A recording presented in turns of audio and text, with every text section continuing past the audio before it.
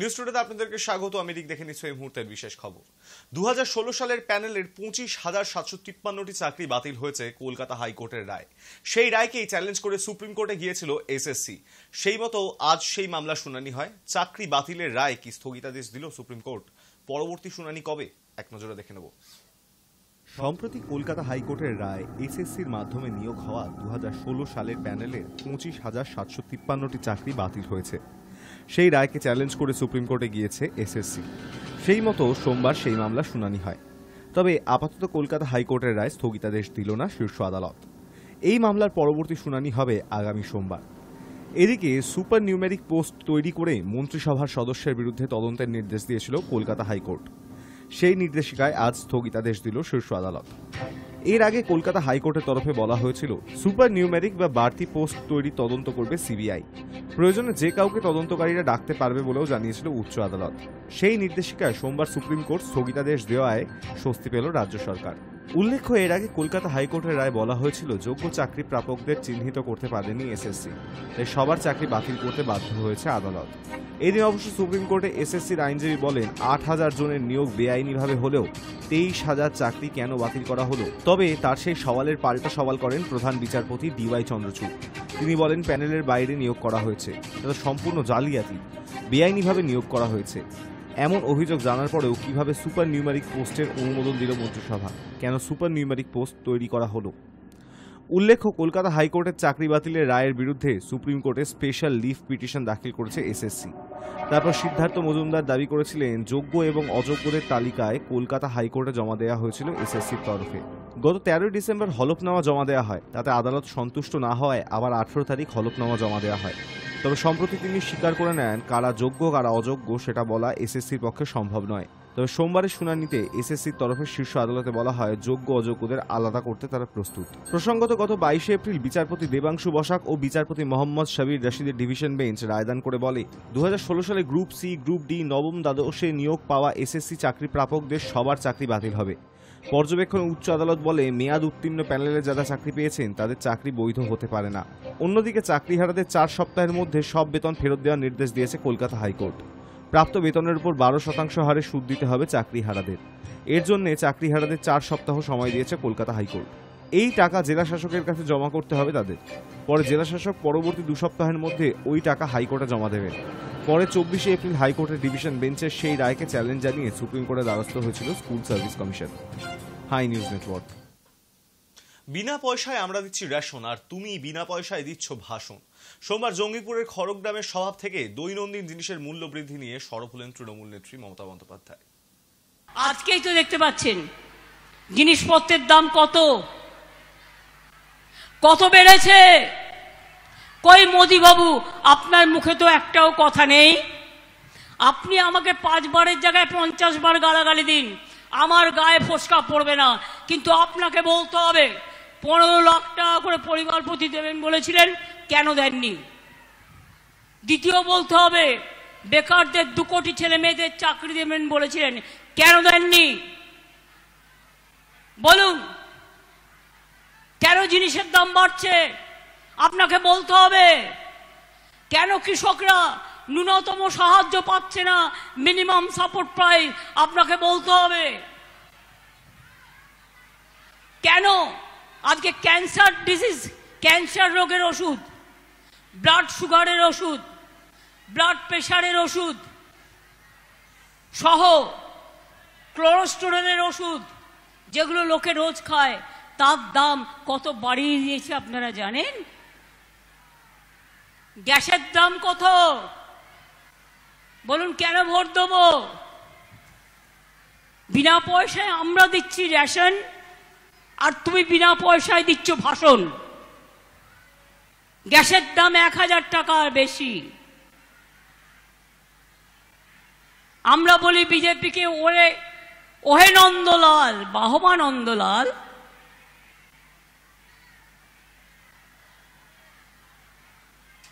1000 টাকার গ্যাসে ফুটছে বিনা পয়সার চাল। খাবেন কি? পড়বেন কোথায়? 23,000 ছেলে মেয়ে চাকরি খেয়ে নিয়ে উল্লাস করছে। একটা দুটো ভুল থাকলে বললে আমরা শুধরে নেব, তাই বলে তুমি সরাসরি চাকরি খেয়ে নেবে? সোমবার জঙ্গিপুরের সভা থেকে এসএসসি প্যানেল বাতিল নিয়ে ফের তোপ দাগলেন তৃণমূল নেত্রী। না, 23,000 ছেলে মেয়ের চাকরি খেয়ে নিয়ে উল্লাস করছে, লজ্জা করে না? তোর বাড়ির যদি ভাই বোনটার চাকরি চলে যেত, তুই তাহলে কি করতিস? তোর টাকার প্রয়োজন নেই, কারণ তুই ভাত মেশিনে ঢুকে গেছিস, তার কারণ নিজের টাকা বাঁচাতে। আর যারা এত টাকা, এত গরিব ছেলেমেয়েরা, যোগ্য ছেলেমেয়েরা পড়াশুনো করেছে, কেউ এমএ পাস করেছে, কেউ বিএ পাস করেছে, কেউ বিএড পাস করেছে, তারা সিস্টেম অনুযায়ী পরীক্ষা দিয়েছে। হ্যাঁ, যদি একটা দুটো কেসে ভুল থাকে বললে আমরা শুধরে নেব, তাই বলে তুমি সরাসরি চাকরি খেয়ে নেবে? যেন মনে হচ্ছে মগের মুলুক পেয়ে গেছে ভারতবর্ষটা। জিজ্ঞেস করুন মধ্যপ্রদেশের ভেপাম শিক্ষা নিয়ে দুর্নীতি হয়েছিল বিজেপির রাজ্যে, যারাই ইনভেস্টিগেশন করতে গেছিল তারাই খুন হয়ে গেছিল। তার কি ফল আমরা জানতে চাই। ভ্যাপামের রেজাল্ট কি হলো? বাংলাকে চোর বলার আগে নিজে আগুনের দিকে তাকিয়ে বলুন, অলি গলি মে শোর হ্যায়, বিজেপি চোর হ্যায়। ভোটের মাঝে সন্দেশখালী কাণ্ডে স্বস্তি পেল না রাজ্যের শাসক দল।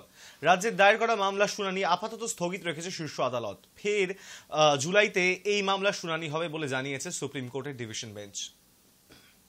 সন্দেশখালী থেকে সম্প্রতি বিপুল পরিমাণ অস্ত্র উদ্ধার হয়েছিল এনএসজি তল্লাশিতে। সিবিআই এর তদন্তের ভিত্তিতে সেই তল্লাশি অভিযান চালানো হয়েছিল। এরপরই সেই তল্লাশি অভিযান নিয়ে সন্দেহ প্রকাশ করে সরব হন মমতা বন্দ্যোপাধ্যায়। সন্দেশখালীতে সিবিআই তদন্তের বিরোধিতা করে সুপ্রিম কোর্টেও গিয়েছে রাজ্য সরকার। তবে ভোটের মাঝে সন্দেশখালী কাণ্ডে স্বস্তি পেল না রাজ্যের শাসক দল। রাজ্যে দায়ের করা মামলার শুনানি আপাতত স্থগিত রেখেছে শীর্ষ আদালত। ফের জুলাইতে এই মামলা শুনানি হবে বলে জানিয়েছে সুপ্রিম কোর্টের ডিভিশন বেঞ্চ। তবে এই সময়কালে সিবিআই এর তদন্ত প্রক্রিয়া ব্যাহত করা যাবে না বলে জানিয়ে দিয়েছেন বিচারপতিরা।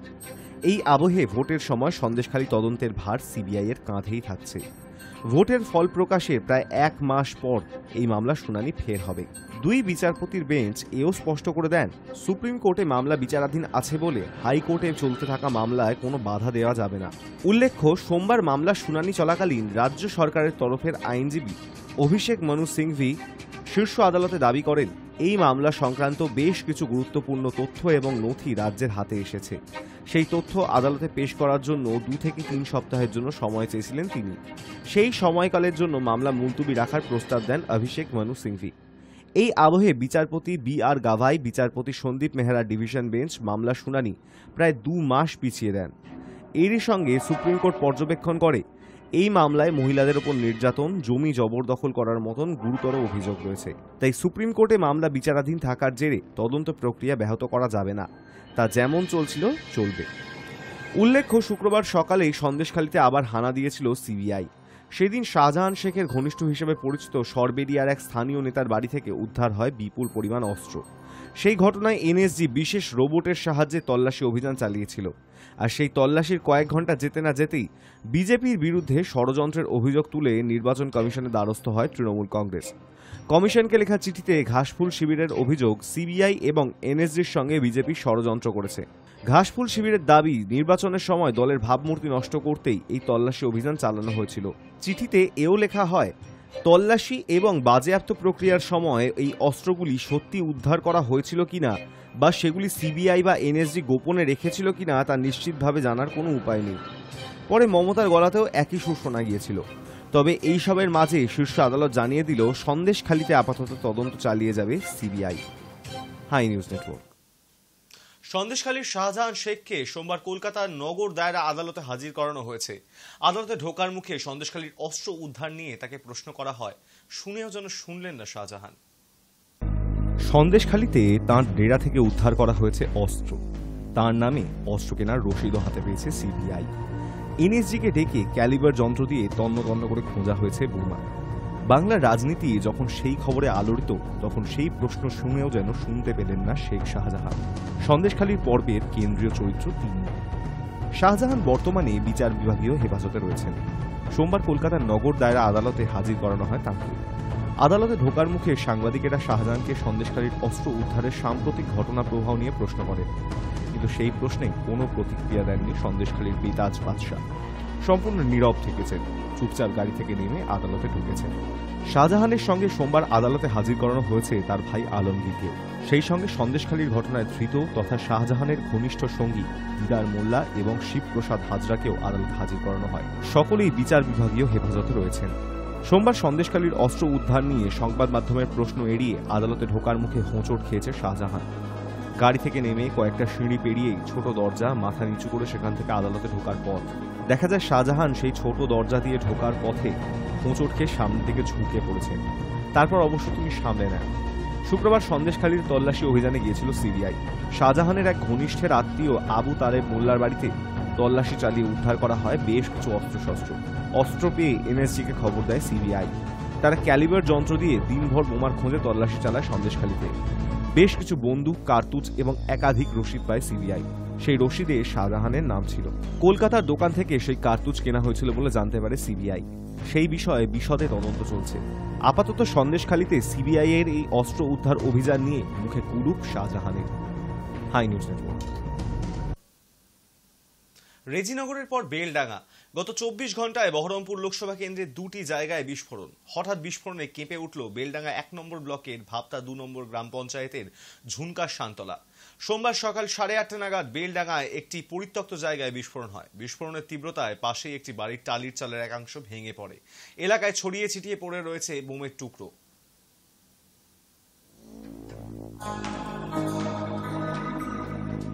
আমরা জানছি কারেন্টে আগুন লেগেছে, এবার তারপরে শুনছি না কারেন্ট আগুন নাই, বোম বাস্ট হয়েছে। এটা ওই সারগাদার ওইখানে হয়েছে, ওই উত্তর দিক দিয়ে দক্ষিণ দিক দিয়ে চলে গেছে। আমাদের বাড়ি দিক দিয়ে আসেনি। বাড়ি দিক দিয়ে এলে আমাদের গরু আছে, ওগুলা জিনিস আল্লাহ বাঁচিয়ে দিয়েছে, আমরা এখানে মানুষ আছে। ওটা ওই 8টা 8:30 দিকে হবে সকালে। আপনার বাড়ির সামনে তো? হ্যাঁ, আমার বাড়ির সামনে। কিন্তু কারা রেখেছে বা কিছু কোনো ওটা জানি না। আমি 14 বছর আইছি, আমি কিছু জানি না। ওটা দেখেও নি, কোনোদিন শুনিও নি, আজকেই প্রথম দেখলাম। ব্যারাকপুর বিজেপির ছিল, ব্যারাকপুর বিজেপির থাকবে। সোমবার মনোনয়ন দাখিল করার আগে জগৎ দলের মজুর ভবন থেকে বেরিয়ে সাংবাদিকদের এমনটাই প্রতিক্রিয়া দিলেন ব্যারাকপুর কেন্দ্রের বিজেপি প্রার্থী অর্জুন সিং। সোমবার সকাল 10:45 নাগাদ মজদুর ভবন থেকে বেরিয়ে অর্জুন তারপর মজদুর ভবনের কাছে মন্দিরেই পুজো দেন তিনি। পুজো শেষে হুট খোলা গাড়িতে চেপে জনসংযোগের মাধ্যমে বারাসাত জেলা শাসক অফিসের উদ্দেশ্যে তিনি রওনা দেন। ব্যারাকপুর ভারতীয় জনতা পার্টি ছিল, ব্যারাকপুর ভারতীয় জনতা পার্টি থাকবে। আজকে সমস্ত ঠাকুর দেবী দেবতা, সমস্ত ধর্ম জাতি সম্প্রদায় মানুষের আশীর্বাদ নিয়ে আবার নমিনেশন দিতে যাচ্ছি, যাতে মানুষের আশীর্বাদ থাকুক, অসুর শক্তি নাশ হোক। ব্যারাকপুর থেকে অসুরদের বিদায় করা দরকার আছে। এই অসুর শক্তিকে নাশ করার জন্য ঠাকুরের কাছে আশীর্বাদ নিয়ে। বাংলায় অসুর মানে কি? বাংলা অসুর হলো সরকারি পার্টি। তৃণমূল কংগ্রেসের যে কিছু লোক আছে তারা অসুর হয়ে গেছে। তারা মানুষকে মানুষ বুঝে না, মানুষের অধিকার কেড়ে নিচ্ছে, মানুষের বাড়ি কেড়ে নিচ্ছে, মানুষের ঘর বাড়ি কেড়ে নিচ্ছে, মানুষের সমস্ত রকম গণতান্ত্রিক অধিকার কেড়ে নিচ্ছে। আজকে বর্তমান যুগে তাকেই অসুর আমরা বলি। প্রাতঃভ্রমণকারীদের সঙ্গে কথা বলে জনসংযোগ সারলেন হুগলি লোকসভা কেন্দ্রের বিজেপি প্রার্থী লকেট চট্টোপাধ্যায়। সোমবার সকালে তিনি চন্দননগর স্ট্যান্ড চত্বরে বিভিন্ন প্রাতঃভ্রমণকারীদের সঙ্গে কথা বলে তার জনসংযোগ সহ তাদের সঙ্গে চায়ের আড্ডা দিলেন প্রার্থী লকেট চট্টোপাধ্যায়। উপস্থিত ছিলেন স্থানীয় বিজেপির কর্মীরাও। আজকে 81 বছরের একজন বৃদ্ধা, তিনি আজকে মানে এটাকে মস্করা করে বলছেন, কারণ তিনি জানেন যে এই জিনিস চেঞ্জ মানে অনেক দিন ধরে এটা চলছে, এই চুরি, এবং এটা মানুষের রক্তে বসে গেছে যে আমরা 80% চুরি করবো। কিন্তু উনি ভালো করে বুঝিয়ে দিলেন যে তিনি রামকৃষ্ণদেবের, আমি মানে যেহেতু আমি ওই ফ্যামিলি থেকে আসি, বিলং করি, সেখানে কোথায় চাটুর্যে একটা মিল আছে আমার আর ওনার। দ্বিতীয় জন্য বললেন যে লাস্ট বারের থেকে আপনাকে আরো ভালো করে এখানে আরো দেখতে হবে, ভিজিলেন্স দরকার আছে এবং হার্ড ওয়ার্ক করছেন আপনি। এটা আমার সত্যি ভালো লেগেছে। মনোনয়ন জমা দিতে গেলেন হুগলি লোকসভা কেন্দ্রের তৃণমূল কংগ্রেসের প্রার্থী রচনা বন্দ্যোপাধ্যায়। সোমবার চুঁচুড়া খাদিনা মোড় থেকে মিছিল করে তৃণমূলের কর্মী সমর্থক সহ বিধায়কদের সঙ্গে নিয়ে হুগলির জেলা শাসক কার্যালয়ে মনোনয়ন জমা দিতে যান রচনা বন্দ্যোপাধ্যায়। আপনারা আশীর্বাদ করুন, আগামী 20 মে ভারতবর্ষের সংসদে রচনা ব্যানার্জিকে পৌঁছে দিন।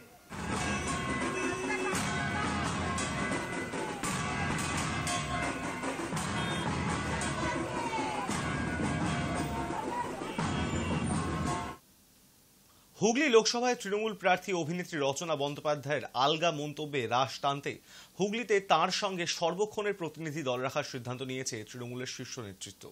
ভোটের প্রচারে নামার পর থেকেই রচনার নানা মন্তব্য নিয়ে সমাজ মাধ্যমে মিমের ঝড় বইছে। লাগাতার এমন ঘটনায় উদ্বিগ্ন তৃণমূল নেতৃত্ব। 2019 সালের লোকসভা নির্বাচনে হুগলি আসন হাতছাড়া হয়েছিল তৃণমূলের। দুবারের সাংসদ রত্না দে নাথকে হারিয়ে চমক দিয়ে জয়ী হয়েছিলেন অভিনেত্রী তথা বিজেপি প্রার্থী লকেট চট্টোপাধ্যায়। এবারের লোকসভা ভোটে সেই আসন ফিরে পেতে আরও এক অভিনেত্রীর ওপরেই বাজি ধরছেন মুখ্যমন্ত্রী মমতা বন্দ্যোপাধ্যায় তথা তৃণমূলের সর্বোচ্চ নেত্রী। গত 10ই মার্চ ব্রিগেড সমাবেশে হুগলি লোকসভায় তৃণমূল প্রার্থী হিসেবে অভিনেত্রী রচনার নাম ঘোষণা করেন তৃণমূলের সর্বভারতীয় সাধারণ সম্পাদক অভিষেক বন্দ্যোপাধ্যায়। তখন আলোচনা শুরু হয়েছিল ছোট পর্দা দিদি নাম্বার 1কে হুগলিতে প্রার্থী করে মোক্ষম চাল দিয়েছে তৃণমূল। কিন্তু প্রচারের শুরু থেকেই একের পর এক মন্তব্য করে নানা বিতর্ক তৈরি করেছেন রচনা। সমাজ মাধ্যমে তার বক্তব্য নিয়ে তৈরি হয়েছে নানা মিম, যা ভোটের প্রচারে তৃণমূলের অস্বস্তির কারণ হয়ে দাঁড়িয়েছে।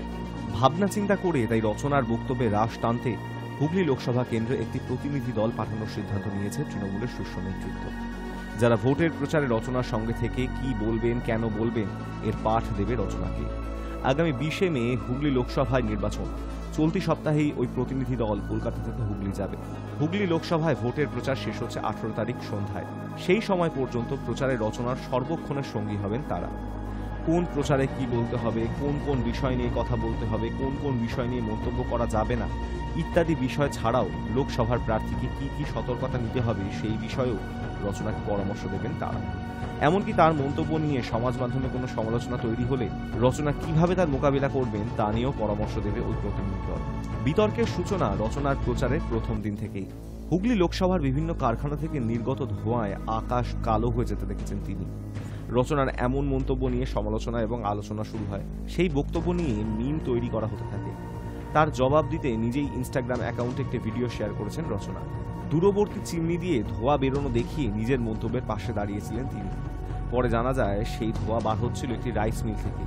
তা নিয়েও সমালোচনা শুরু হয়। এরপর হুগলি জেলার দই মিষ্টির উৎকর্ষ বোঝাতে গিয়ে স্থানীয় গরুদের খাদ্যাভ্যাস নিয়ে মন্তব্য করেন তিনি। মুখ্যমন্ত্রী মমতার কর্মদক্ষতা বোঝাতে গিয়েও তার মন্তব্য তৃণমূলের একাংশের কাছে অস্বস্তিকর পর্যায়ে পৌঁছয়। ধারাবাহিক এমন ঘটনায় নড়েচড়ে বসেছেন তৃণমূল নেতৃত্ব। তারপরেই প্রতিনিধি দল পাঠানোর সিদ্ধান্ত। মে মাসের প্রথম সপ্তাহ থেকে ওই প্রতিনিধি দল রচনার সঙ্গী হবে বলে শাসক শিবির সূত্রে খবর। High News Network. শামশেরগঞ্জে দোগাছি এলাকায় নির্বাচনী প্রচারে কংগ্রেস প্রার্থী ঈশা খান। স্থানীয়দের দাবি, এলাকার একটি বাঁশের ব্রিজ দীর্ঘদিন ধরেই ভগ্নপ্রায় দশায় পড়ে রয়েছে। নিত্যদিন ভোগান্তির শিকার হতে হচ্ছে স্থানীয়দের। কংগ্রেস প্রার্থীর আশ্বাস, ভোটের পরই ব্রিজ মেরামতির কাজ শুরু করা হবে। তিনি আরও জানান, ইতিমধ্যেই ব্রিজ মেরামতির জন্য একটি স্কিমের মাধ্যমে 1,82,00,000 টাকার আবেদন জানানো হয়েছে সাংসদদের পক্ষ থেকে জেলা শাসকের কাছে। তার দাবি, নির্বাচনের পর ব্রিজ মেরামতির কাজ শুরু হবে।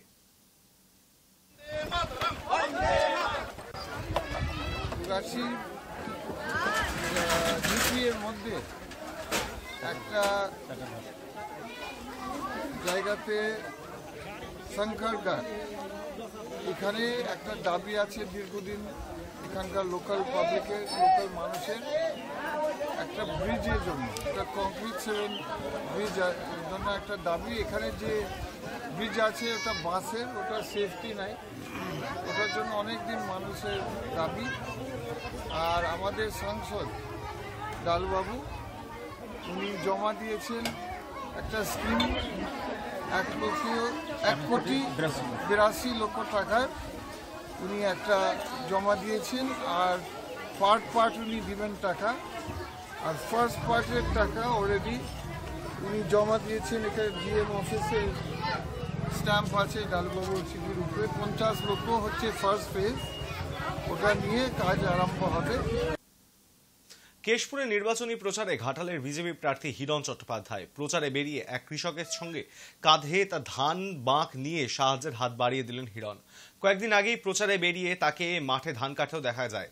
এ প্রসঙ্গে তিনি জানান, কৃষকরা যতটা পরিমাণে পরিশ্রম করেন ততটা তার মূল্য পান না। এত কষ্ট করে ফসল ফলিয়েও সরকার তাদের ফসলের ন্যায্য মূল্য দেয় না।